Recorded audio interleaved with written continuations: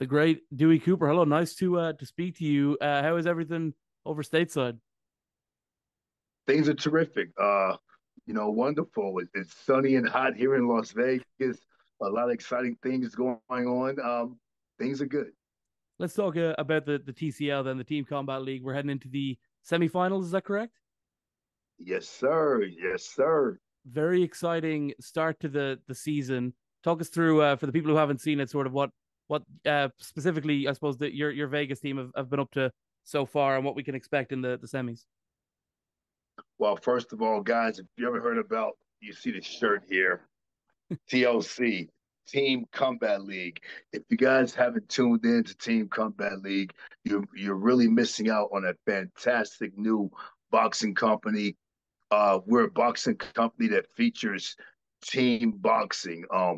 Every round is a championship round. Every single second is very exciting and exhilarating for the fans, and you can't get a more action-packed, energetic fight uh, more than Team Combat League. As you mentioned, August 15th, the semifinal playoff rounds begin. My team, the Las Vegas Hustle, we're fighting against the Atlanta Attack. The Atlanta Attack team is the rated number one team in Team Combat League, and we're looking forward to dethroning them. They've had a tremendous season. They've been the best team all year. They beat us by 2 points earlier in the season. To my chagrin, I felt like we should have won that fight, but we're going to make it right on August 15th. Las Vegas Hustle versus Atlanta Attack. You guys don't want to miss it. Team Combat League is the future of fighting sports. For sure. There's definitely been some incredible moments so far in this tournament. I think it was the TCL where the Greg Hardy fight happened, the infamous Greg Hardy fight. Is that right? Yes, sir. Yes, indeed. I mean, that was special. Hasim Ratman Jr. against Michael Hunter was a great round as well. You know, there's lots of excitement, particularly with the heavyweights in this season. Yeah, we have a bunch of high name fighters and experienced high level boxers in Team Combat League. Um, but remember, it's a one round fight. So Mhm. so many amateurs that moved up and started their pro careers with us are doing a really fantastic job as well. So Team Combat League guys, if you haven't seen it, you have a you have a boxing teams versing each other. There's 18 members on each team. One competition because we don't call it a game. Fighting is not a game; it's a competition. One competition would feature two teams of 18 members fighting a round each. And guys, like I said, every round is explosive and exciting. Every round is indeed a championship round. It's certainly there's been excitement all over the season, and also a mix of genders as well. I mean, I know what you said, like it's not a game, you don't play boxing as we say, but there's certainly there's like I say something for everyone in these tournament events.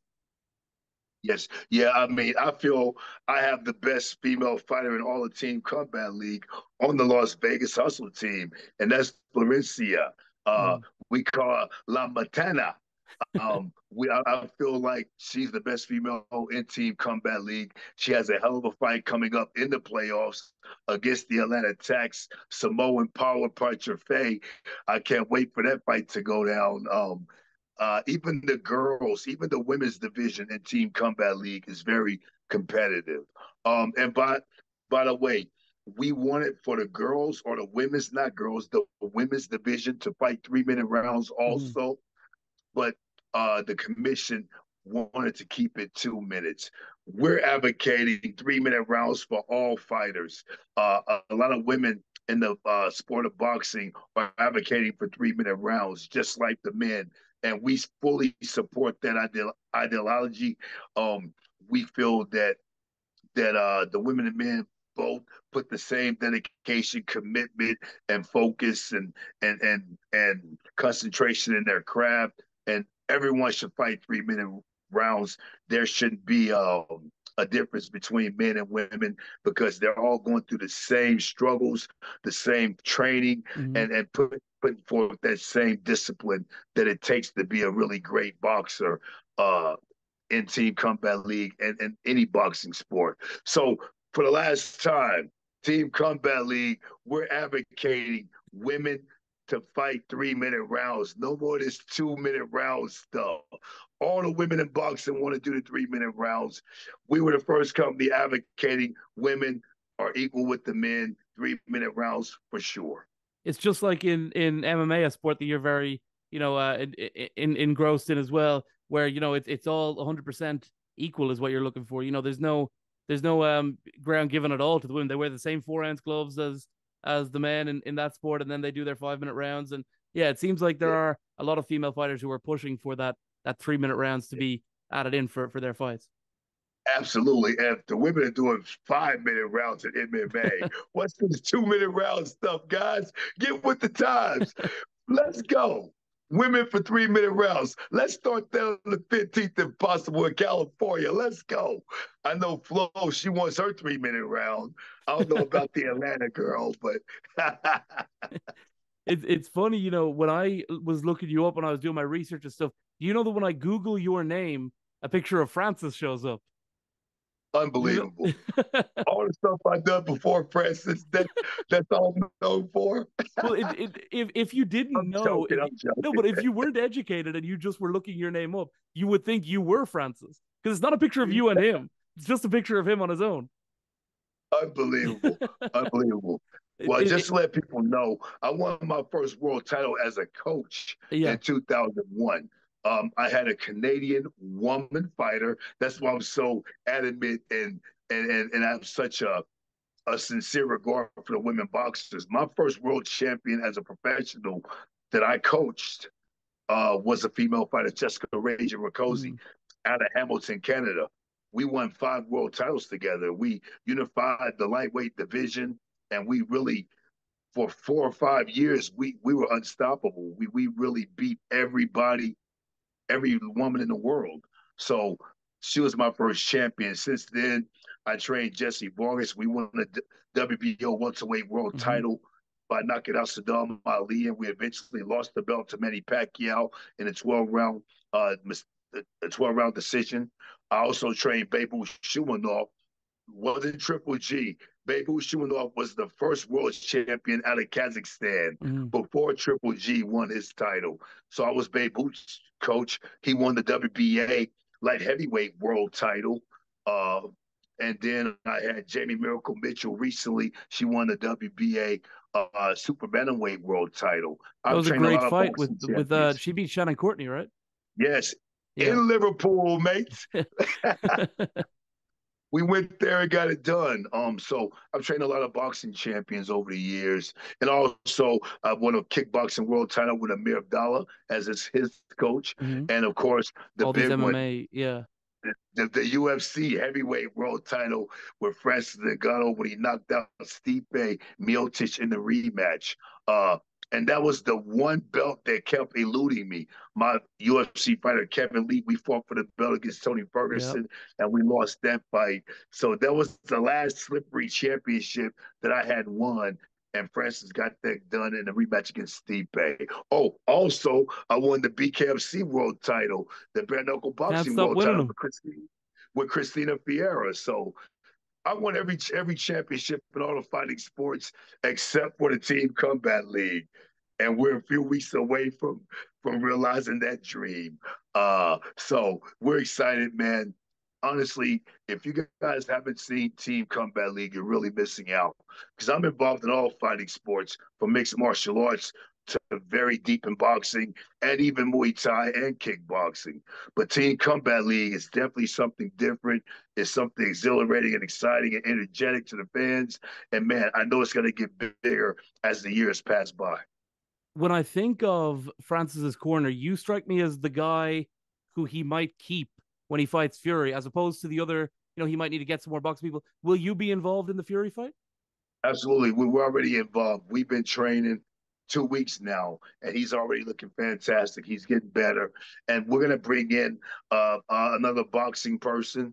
But we're keeping our team, man. Our team is solid. We're thorough, and we know how to train Francis to get him ready. Tyson Fury is the highest level of boxing. He's a great, but no one's unbeatable.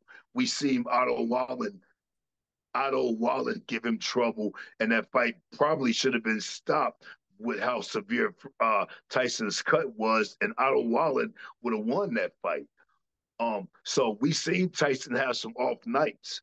Um, no one's invincible, and we plan on being the first guys to take that oath from Tyson Fury with Francis's first fight in boxing. It's going to be crazy, October 28th. And that's your question. Yes, I'm on the team. And our team is still intact. We're just going to bring in an additional boxing coach just to have a purist ideology to what we're doing Mhm. and just a little more brains put together to help game plan and stuff like this because this is a magnanimous event. Francis Ngannou having his first pro boxing fight against the reigning, defending people's lineal champion of the world. It's going to be crazy in Saudi Arabia. But we're training, and don't underestimate Mr. Ngannou, guys. I'm telling you, we're training to win, and we expect victory, even against the great Tyson Fury. I was talking to someone about that fight the other day, and they were going, "Oh, but Francis doesn't have a chance." I said, "Okay, go put some headgear on and let Francis hit you in the head one time and see if he doesn't have a chance." Like he's, Oh, it's different as well because Fury has like he's been down relatively recently. Deontay Wilder put him down twice in their yes, first fight, I think three times in their second fight. And I would imagine, I yes. mean, Wilder's he's not a small heavyweight, but smaller. Francis is about 50 pounds heavier probably on the night than Wilder would Yes. have been in either of those fights. And certainly, I'm sure there's nobody on the planet who punches harder than Francis Ngannou. No one. And the power is going up, my friend. The power is going up. Like I said, of course, people are going to feel the way they feel, but to say someone only has a puncher's chance, I think is a discredit to the dedication and the hard work that any fighter puts in for their Mm-hmm. fights. Um, you know, sometimes who would have thought the Crawford Spence fight was going to go the way it did? One competitive round and then a blowout. But this is fighting. No one's going to discredit Spence for not having a great night. We all dedicate ourselves to this sport. Us coaches, especially the fighters, dieting and training 2, 3 times a day and going through the bumps and bruises of sparring 2, 3, 4 different guys. Just, putting your health your physical body, everything on the line. And for people to discredit a person and shrink them down to only having a puncher's chance is really disheartening to me. I can tell you right now, we got way more than a puncher's chance. And on October 28th, man, the world better be eyes open wide watching that fight because I feel Francis Ngannou every time we get in the cage, every time we get now in the ring, we're gonna take a victory. And that's just the way I feel. No one can change my mind until it doesn't happen. No one can defeat us until they beat us. And that's including Tyson Fury. Obviously, you've won so many great championships in your career. You ran through a couple of them there.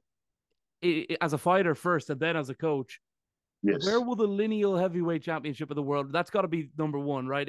If Francis wins this fight on October 28th, there's no belt, but he will be boxing's greatest heavyweight. I mean, I've had some great moments. To me, my greatest moment was when I fought in the K1. I Mhm. fought 3 pro fights in one night. Um, you know, I beat a champion from Japan. I was the first man to beat Mighty Mo. He was undefeated. He was 282 pounds. I was 202 pounds. I got to the finals on the same night. I had already been through 2 fights. Muhammad Ali came to watch me fight. Mike Tyson was there ringside. I ended up losing a decision to Michael McDonald in the finals. But I went through 3 complete full fights in one night, man. That was the craziest night I ever had. I'll never forget that night. And the one other biggest moment I had was when Jesse Vargas fought against Manny Pacquiao. Mm-hmm. I mean, just the build up, the media, all the interviews. the grand arrivals at the MGM Hotel, the press conferences, they were insane. These were my biggest moments as far as magnitude and the world watching. And guess what? This Tyson Fury, Francis Ngannou moment is going to be bigger than that. So you can only imagine um, how blessed I feel to be in this position. Um, how blessed we all are to be in these positions. Even the fighters to have two the best mixed martial artists heavyweight versus the best boxing heavyweight. These are things that we don't ever get a chance to see, and for us to be able to see them now, it's awesome to see. And I'm gonna enjoy every moment of the training camp. Though it's grueling because Francis is punching me very hard. Uh, but I can't wait till he punches Tyson the way he's punching me. It's gonna be awesome. So I'm gonna enjoy every inch of training camp, and then in Saudi Arabia fight night, I'm gonna suck it all in and just enjoy it because these are things we'll never forget about for the rest of our lives, man. And so I'm blessed. And also, as far as Team Combat League, man, we're having the first ever world championships, what, 2.5 weeks away? You Yeah. know, August 20th will be a Team Combat League champion crown. And I'm excited about that. Of Very course, the exciting. 15th, the semifinals on August 15th are very important. The winners will go to the first annual, but but I'm excited about it, and I'm hoping our team wins on the 15th so we could be in the finals for the first annual Team Combat League World Championship Mega Brawl. And man, life is good for me. I got Team Combat League. We got Team NGANNOU. I mean, hey, I worked Lots my whole life. I'm blessed right now. lots of great stuff. I wanted to ask as well before we go, and I appreciate all of your time. When I was doing my research, I came upon a video that I forgot about. But a friend of yours, perhaps maybe not a friend, I don't know, Sean Strickland. Did you have to set him straight after what he said about you? It's funny. People are entitled to their own opinions, Mm-hmm. and that's all I can say about that. You know what I mean? I seek no validation through any man. I seek no validation through anyone except from my family, my fighters, and my friends. Three F's: family, fighters, and friends. If you're not one of those three people, you're entitled to your own opinion. I could care less. A lion doesn't even try to think about what a caterpillar envisions.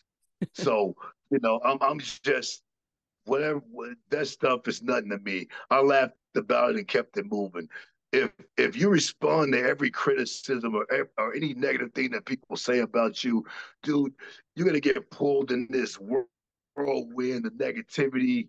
You lose your health, hair falls out, you get old.